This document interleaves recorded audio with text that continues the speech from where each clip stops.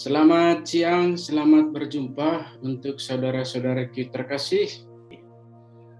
Yang akan saya bagikan hari ini adalah spiritualitas dan misi. Pertama-tama, kita inilah seperti yang tampil di layar ini yang akan coba kita dalami hari ini. Mungkin waktunya tidak akan cukup, tapi yang penting misinya tahu konsepnya dulu. Lalu ke bagian kedua nanti kita coba spiritualitas. Ada dua gerakan di sini, meninggalkan dunia, menyepi, dan bersama dunia. Ada di dua gerakan. Lalu yang ketiga nanti baru kita jelas apa itu spiritualitas misi. Kalau kami belajar di misiologi, kami kembangkan tiga ini.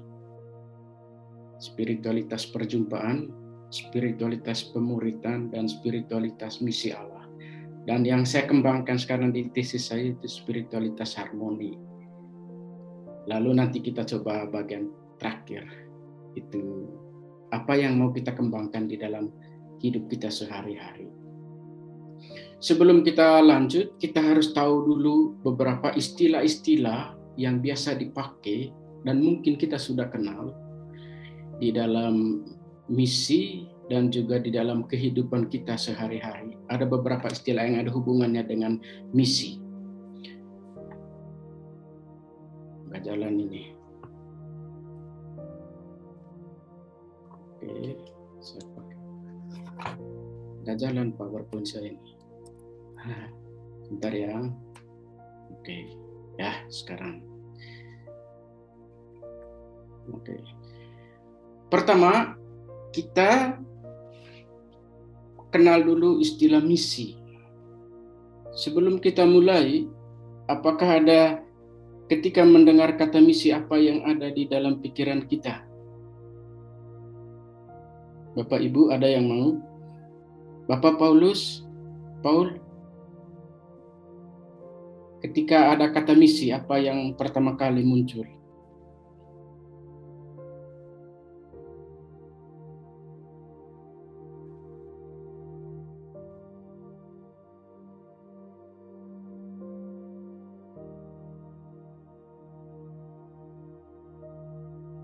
Misi itu, ya, ada yang mau menanggapi ketika kata misi apa yang pertama kali muncul? Tugas ya, utusan. Tugas perutusannya. Ini nanti istilah-istilah yang akan kita dalami karena ada hubungannya dengan misi. Istilah ini pasti selalu dipakai di mana-mana. Itu ada istilah misi, ada istilah misionaris, ada istilah evangelisasi, ada istilah baru sekarang new evangelisasi, ada istilah pemuritan, discipleship. Pemuritan itu banyak dipakai oleh gereja-gereja lain, ada istilah spiritualitas dan lain-lain. Ini nanti yang akan istilah ini kita kenal dulu apa yang dimaksudkan istilah-istilah ini. Pertama itu misi. Misi itu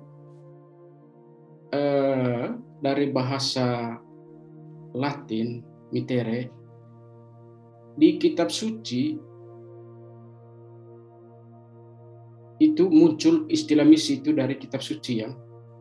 Maka kata misi kalau kita pakai dari bahasa Latinnya itu dikirim, ditugaskan atau diutus dengan tugas tertentu, dengan tujuan tertentu.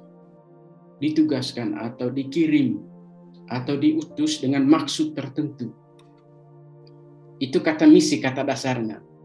Paham itu yang asal mula kalau kita arti misi dari bahasa Latinnya itu dikirim, ditugaskan, diutus dengan tugas tertentu. Maka di sini kata misi harus kenal juga siapa yang mengirim.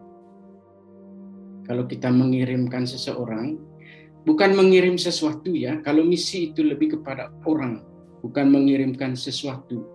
Umpama lewat paket pos atau lewat orang tertentu kirim barang, bukan barang, tapi orang yang dikirim.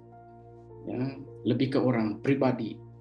Itu orang yang melaksanakan tugas itu disebut misi.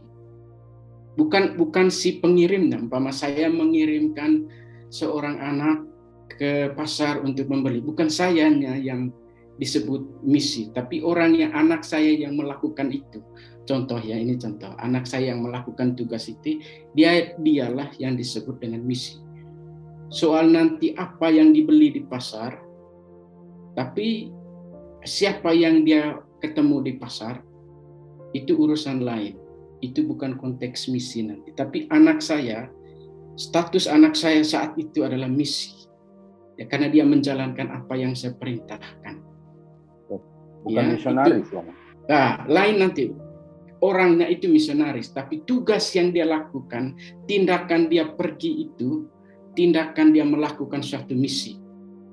Tapi orang yang melakukan itu, anak itu nanti disebut misionaris.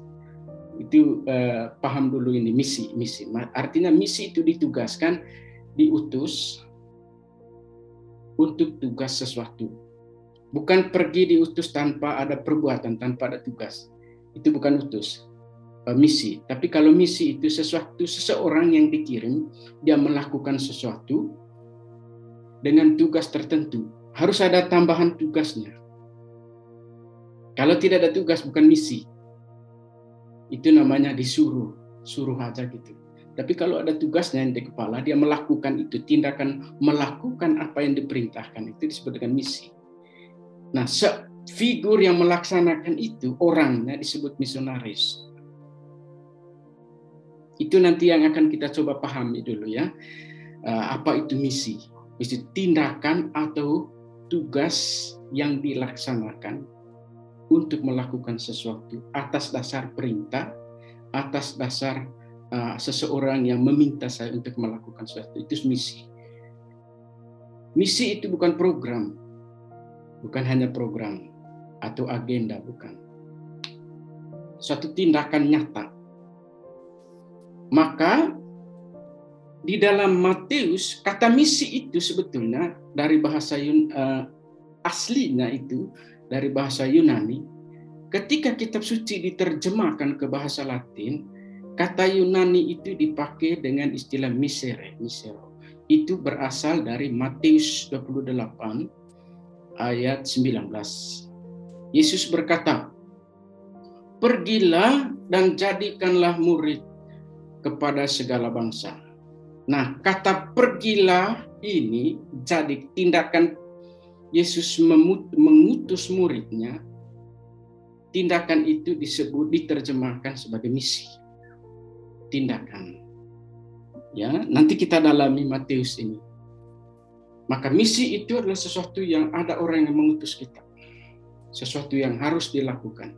Maka di kitab suci Matius 28 ketika Yesus mengatakan pergilah dan jadikanlah muridku kepada segala bangsa dan lain-lain, tindakan pergilah dan melakukan apa yang diperintahkan. Tindakan ini disebut dengan misi. Diterjemahkan dalam bahasa Latin missio. Misere. Sampai sejauh ini nangkapnya misi itu sesuatu yang, maka misi itu bukan tinggal diam, bukan duduk di tempat. Dia harus bergerak kayak aktif. Maka misi itu atas dasar perintah. Ada yang diamanatkan, ada yang memerintahkan. Misi itu atas dasar tugas. Misi itu kalau karena perintah, maka konteksnya itu suatu kewajiban. Harus dilaksanakan. Karena ada yang perintah, ada kepentingan sangat penting dari seorang memerintah saya. Tindakan itu saya harus lakukan. Wajib, tidak boleh tidak. Maka ketika mendengar kata misi itu ada didasarkan pada perintah. Karena ada perintah maka saya lakukan. Karena yang ditugaskan maka saya harus lakukan. Karena ini adalah kewajiban. Yang kedua karena saya taat kepada yang memerintah saya. Itu konteks misi ya. Maka pada dasarnya misi itu aktif. Dia tidak boleh pasif. Misi itu aktif, gerakan keluar, harus gerakan keluar dan menuju. Seperti contoh tadi, seorang ayah, dia menyuruh anaknya ke pasar. Tindakan anak ini ke pasar, tindakannya itu, entah dia nanti mau beli apa, tapi dia melakukan itu atas dasar perintah, tugas, dan kewajibannya sebagai anak, dan juga ketaatannya kepada ayahnya. Maka dia harus lakukan itu. Tindakan itu disebut dengan misi. Ya, itu dasar dulu, hanya nanti lebih dalam lagi. Ya, itu kata misi. Nah, orang yang melakukan itu, orangnya, figurnya, pribadinya disebut dengan misionaris. Nanti kita dalami, siapa itu misionaris? Adalah orang yang melaksanakan misi itu, aktivitas itu.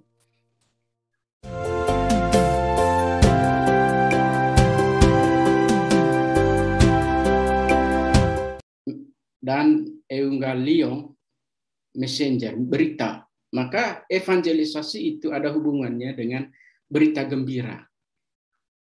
Kalau bahasa Inggrisnya good news. Maka kalau istilah berita gembira selalu referensinya kitab suci.